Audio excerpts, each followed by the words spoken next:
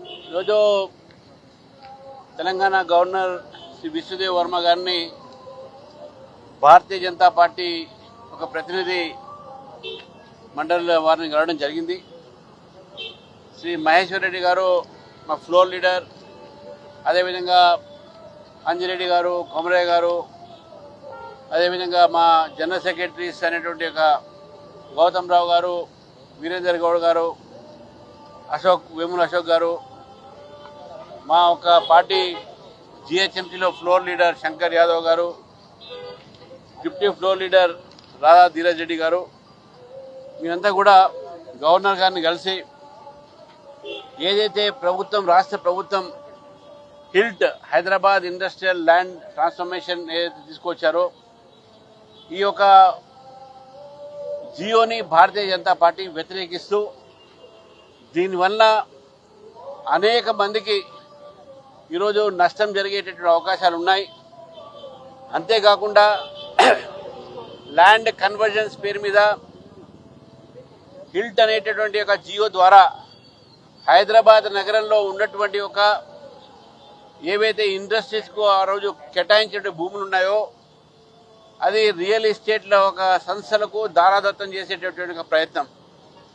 దాదాపు 9,000 ఎకరాల పైగా ఈరోజు ఒక రియల్ ఎస్టేట్ కింద మార్చి లక్షలాది కోట్లాది రూపాయలు ఈరోజు ప్రభుత్వము అందులో కుంభకోణం జరిగేటటువంటి అవకాశాన్ని ఇవ్వడం జరుగుతూ ఉంది.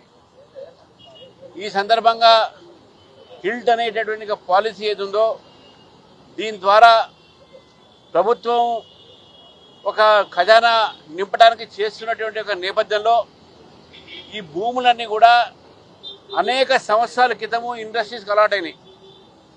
అప్పుడు ఉన్నటువంటి ఒక ధర, ఇప్పుడు ఉన్నటువంటి ధరని మీరు కంపేర్ చేసుకున్నా కూడా బుక్ వాల్యూ సబ్ రిజిస్ట్రార్ ఆఫీస్లో ఉన్నటువంటి ఒక ఏదైతే రేట్స్ ఉన్నాయో అది మార్కెట్ రేట్ కన్నా చాలా తక్కువగా ఉంటుంది. మనం చూసినాము మొన్ననే ఒక ప్రైవేట్ సంస్థ హైదరాబాద్కు అవతల 151 కోట్లకు ఒక ఎకరం కొనడం జరిగింది. మరి ఈ నేపథ్యంలో ఈ హిల్ట్ ఉన్నటువంటి ఇండస్ట్రియల్ ఏరియా ఉందో హిల్ట్ కింద ఈ ఇండస్ట్రియల్ ఏరియా భూములు దాదాపు వేరే తక్కువ రేటుకు రియల్ ఎస్టేట్ వాళ్లకు దొరికే అవకాశాలు దొరుకుతున్నాయి.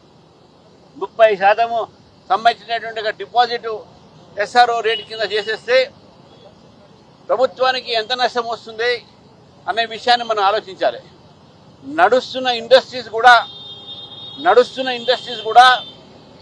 ఈ యొక్క స్కీమ్లో చేరి అక్కడ పనిచేస్తున్నటువంటి ఒక సిబ్బంది కానీ అక్కడ పనిచేస్తున్నటువంటి ఒక కార్మికులు కానీ నష్టం జరిగేటువంటి అవకాశాలు, వారు జాబులు కోల్పోయే అవకాశాలు ఉంటాయి. రెండో వైపు గతంలో ఈ యొక్క ప్రాంతంలోనే హైదరాబాద్ చుట్టుపక్కల ప్రాంతంలో చాలామంది రైతులు మా భూముల్ని కూడా కన్వర్ట్ చేయండి అని చెప్తే ఆ భూములు ఇంకా కన్వర్ట్ కాలే. కానీ ఇండస్ట్రియల్ భూమిని మాత్రం రియల్ ఎస్టేట్ కోసం మాత్రం చేస్తూ ఉన్నారు. ఈ ప్రభుత్వము రియల్ ఎస్టేట్ చేస్తుందా, పరిపాలన చేస్తుందా అనే విషయాన్ని మనం గుర్తించాలి.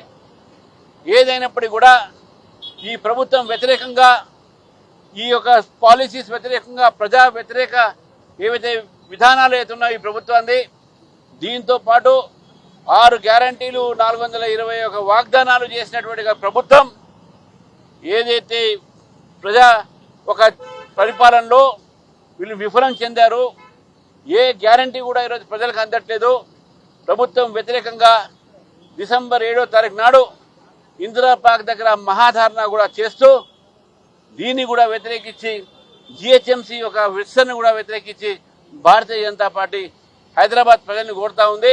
మీరు తప్పకుండా ఈ దారుణంలో రావాలి.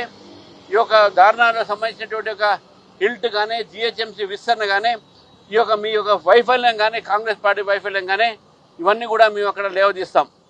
ఇవాళ ఇచ్చినటువంటి ఒక మెమోరాండంలో గవర్నర్ గారు స్పష్టంగా మీకు చెప్పడం జరిగింది. వారు తప్పకుండా దీనిపైన చర్చిస్తాము, నేను మాట్లాడతాను ప్రభుత్వంతో అనే విషయాన్ని కూడా వారు చెప్పడం జరిగింది.